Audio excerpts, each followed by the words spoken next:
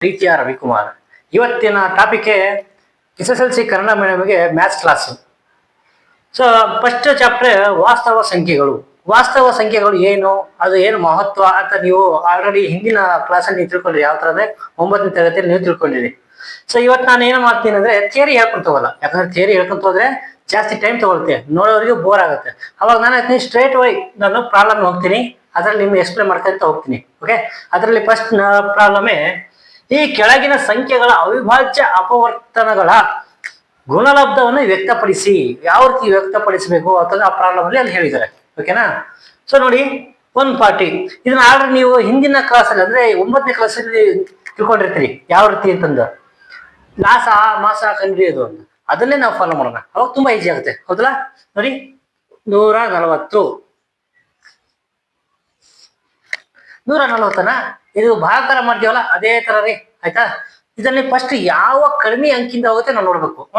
ನೋಡ್ಲಿ, ಫಸ್ಟ್ 2ನೇ ಇಂದ 2 7 14 ಈ 0 ಹಿಂಗ್ ಬಂತು. ಆಯ್ತಾ? ನೆಕ್ಸ್ಟ್ ಮತ್ತೆ 2ರಿಂದ ಹೋಗುತ್ತೆ, 2 3 6 1 ಉಳಿತಾ, 7ರಲ್ಲಿ 6 1 ಉಳಿತಾನೆ ಉಳಿದಾವ್. ಇಲ್ಲಿ 0 ಇದೆ, ಅವಾಗ 10 ಆಗುತ್ತೆ. ಅವಾಗುತ್ತೆ 2 5 10. ನೆಕ್ಸ್ಟ್ ಯಾವ ಮಗ್ಗಿಲು ಹೋಗುತ್ತೆ? 35 5ರ ಮಗ್ಗಿಲು ಹೋಗುತ್ತೆ. ನೋಡಿ 5 5 7 ಎಷ್ಟಾಯ್ತು? 5 7 35. ಆಯ್ತಾ? ಸಿಂಪಲ್. ಇದನ್ನ ಯಾವ ಅರ್ಥ ಬರಿಬೇಕು ನಾವು? ಸೊ 140 ಯಾವ ರೀತಿ ಬರ್ಬೇಕು ಅಂದ್ರೆ, ನೋಡಿ ಇಲ್ಲಿ ಫಸ್ಟ್ 2 ಅನ್ನೋದು ಎಷ್ಟಾಯ್ತು? 2 ಇದೆ ಅಂದ್ರೆ 2ರ ಘಾತ 2. ಆಯ್ತಾ? ನೆಕ್ಸ್ಟ್ ಇಂಟು 5 ಎಷ್ಟಿದೆ? ಒಂದೇ ಒಂದಿದೆ, ಅವಾಗ ಏನ್ ಮಾಡ್ಬೇಕು? 5. ನೆಕ್ಸ್ಟ್ 7 ಎಷ್ಟಿದೆ? ಒಂದೇ ಇದೆ, 7 ಇದೆ ಆನ್ಸರ್. ಅವ್ರೇನ್ ಹೇಳಿದ್ರು? ಅವಿಭಾಜ್ಯ ಅಪವರ್ತನಗಳ ಗುಣಲಬ್ಧವಾಗಿ ವ್ಯಕ್ತಪಡಿಸಿ ಅಂತ. ನಾವಿಲ್ಲಿ ಮಾಡಿದೀವ?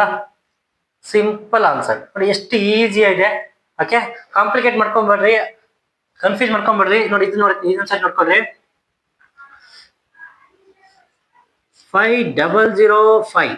ಓಕೆ, 5005 ನೀವು ಯಾವ ಅಂಕಿಯಲ್ಲಿ ಹೋಗುತ್ತೆ ಅದ್ ನೀವು ತಿಳ್ಕೊಬೇಕು. ಓಕೆ, ಫಸ್ಟ್ 2 ಮಗಿಲು ಹೋಗುತ್ತಾ? ಹೋಗಲ್ಲ, ಯಾಕಂದ್ರೆ ಲಾಸ್ಟಿಗೆ 5 ಇದೆ. ಸೊ ಹಾಗಾಗಿ ಹೋಗಲ್ಲ. ನಾವೇನ್ ಮಾಡ್ಬೇಕು? ಸ್ಟ್ರೇಟ್ ವೇ 5ರ ಮಗಿಲೆ ಹೋಗ್ಬಿಡೋಣ. ನೋಡಿ 5 5 ಬಂದ್ರೆ 5, ಈ 0 ಹಿಂಗೆ ತಗೊಂಬರ್ರಿ, ಈ 0ನ ಇಲ್ಲೇ ತಗೊಂಬರ್ರಿ. ನೆಕ್ಸ್ಟ್ 5 ಇದೆ, 5 ಬಂದ್ರೆ 5 ಒಂದ್ ಹೆಂಗ್ ಮತ್ತೆ ಗೊತ್ತಾನೆ? 5 ಬಂದ್ರೆ 5, ಈ 0 ಹೆಂಗೆ ಬಂತು, ಮತ್ತೆ 5 ಬಂದ್ರೆ 5. ಅರ್ಥ ಆಯ್ತಾ? ನೆಕ್ಸ್ಟ್ ಇದನ್ನ ಯಾವ ರೀತಿ ಮಾಡೋಣ? ಓಕೆ, ನೆಕ್ಸ್ಟ್ ಯಾವ ಟೇಬಲ್ಸ್ ಹೋಗುತ್ತೆ? ಓಕೆ, ನೆಕ್ಸ್ಟ್ 5 ಮತ್ತೆ 5ರ ಟೇಬಲ್ ಹೋಗುತ್ತೆ. ಸೊ 5 5ರಲ್ಲಿ 10, ಮತ್ತೆ ಇದು ಯಾವ 0 ಹಂಗೆ ಬರುತ್ತೆ. ಮತ್ತೆ ಇದು 1 ಮಾತ್ರ ಯಾವ ಟೇಬಲ್ ಹೋಗಲ್ಲ, ಲಾಸ್ಟ್ 1 ಮಾತ್ರ ಉಳ್ಕೊಂತೆ, ಆ 1ನ ಹಂಗೆ ತಗೊಳ್ರಿ. ಆಯ್ತಾ? ಓಕೆ, ನೆಕ್ಸ್ಟ್ ಮತ್ತೆ ಯಾವ್ದು? ಮತ್ತೆ 5ರಲ್ಲಿ ಹೋಗುತ್ತೆ ನೋಡಿ, ಇದು 5. ಓಕೆ, 5 4 20, 5 4 20, ಮತ್ತೆ 1 ಉಳಿತು, ಆ 1ನ ಮಾತ್ರ ಹಂಗೆ ತಗೊಂಬರ್ರಿ. ಆಯ್ತಾ? ಈಗ 41 ಯಾವ ಟೇಬಲ್ ಅಲ್ಲಿ ಹೋಗುತ್ತೆ? 41 2ರ ಮಗ್ಗಿಲ್ ಹೋಗುತ್ತೆ. 2 2 4, ಈ 1 ಮಾತ್ರ ಹಂಗೆ ಯಾವ ಮಗ್ಗಿಲ್ ಹೋಗಲ್ಲ, ಇದು 1 ಹಂಗೆ ಉಳಿತು. ಆಯ್ತಾ? ನೆಕ್ಸ್ಟ್ ಇನ್ನು ಯಾವ ಮಗಿ ಹೋಗುತ್ತೆ? ಮತ್ತೆ 2ರಲ್ಲಿ ಹೋಗುತ್ತೆ. 2 ಬಂದ್ರೆ 2, ಈ 1 ಮಾತ್ರ ಹಂಗೆ ಉಳಿತು. ನೋಡು, ಇದು ಯಾವ ಮಗ್ಗಿಲು ಹೋಗಲ್ಲ. ಅವಾಗ ನಾವೇನ್ ಮಾಡ್ಬೇಕು? ಫಸ್ಟ್ ಸೊ 5 0 0 5 ಇದನ್ನ ಯಾವ ಇದರಲ್ಲಿ ಹೋಗುತ್ತೆ ಅಂದ್ರೆ, ಫಸ್ಟ್ ನೋಡಿ ಕಡಿಮೆ ಅಂಕಿಂದ ಹೋಗ್ರಿ. ಫಸ್ಟ್ ಯಾವ 2 ಇದೆ, 2 ಎಷ್ಟಿದೆ? 2 ಇದೆ. ಸೊ 2 ಘಾತ 2. ಆಯ್ತಾ? ನೆಕ್ಸ್ಟ್ 5 ಇದೆ, 5 ಎಷ್ಟಿದೆ? 3 ಇದೆ, ಇಂಟು 5ರ ಘಾತ 3. ನೆಕ್ಸ್ಟ್ ನೀವು ಉಳ್ಕಿದ್ದೇನಿದೆ 11 ಆ 11 ಮಾತ್ರ ಹಂಗೆ ಬರ್ಕೊಳ್ರಿ. ಸೊ ಇದರ ಆನ್ಸರ್ ನೋಡಿ, ಎಷ್ಟು ಸಿಂಪಲ್ ಇದೆ ಅಲ್ವಾ. ನೆಕ್ಸ್ಟ್ ಇನ್ನೇನು ನೋಡ್ರಿ. ಓಕೆ, ಇದು ಯಾವ ರೀತಿ ನಾವು ಕಂಡುಹಿಡಬೇಕು ಅಂತ ನಾವು ಹೇಳ್ತೀವಿ. 49 ಸೊ ಇದು ಯಾವ ಟೇಬಲ್ ಹೋಗುತ್ತೆ, ಯಾವ ಮಗ್ಗಿಲಿ ಹೋಗುತ್ತೆ ಅಂದ್ರೆ ಫಸ್ಟ್ ಸ್ಟಾರ್ಟಿಂಗ್ 17.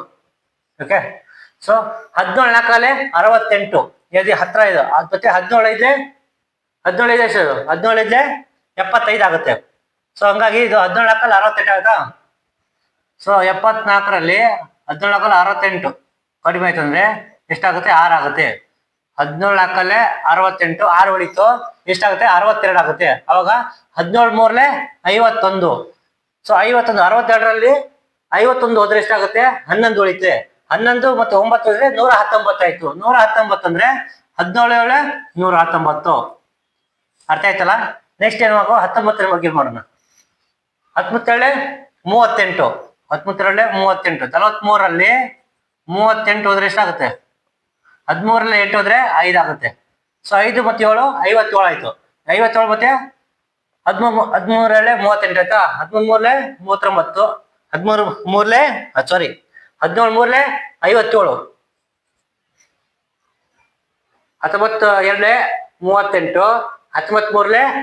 ಆಯ್ತಾ. ಸೊ ಮತ್ತೆ ಇದು ಯಾವ ಮಗ್ಗಿ ಹೋಗತ್ತಾ? ಸೊ ಯಾವ ಮಗಿಲು ಹೋಗಲ್ಲ. ಸೊ ಅವಾಗ ನಮಗೆ ಆನ್ಸರ್ ಇಷ್ಟು 7 4 9. ಆನ್ಸರ್ ಎಷ್ಟು? 17 × 19 × 23. ಇಷ್ಟೇ ಇದ್ರ ಆನ್ಸರ್. ನೋಡಿ ಎಷ್ಟು ಈಸಿ ಅಲ್ಲ. Okay, thank you.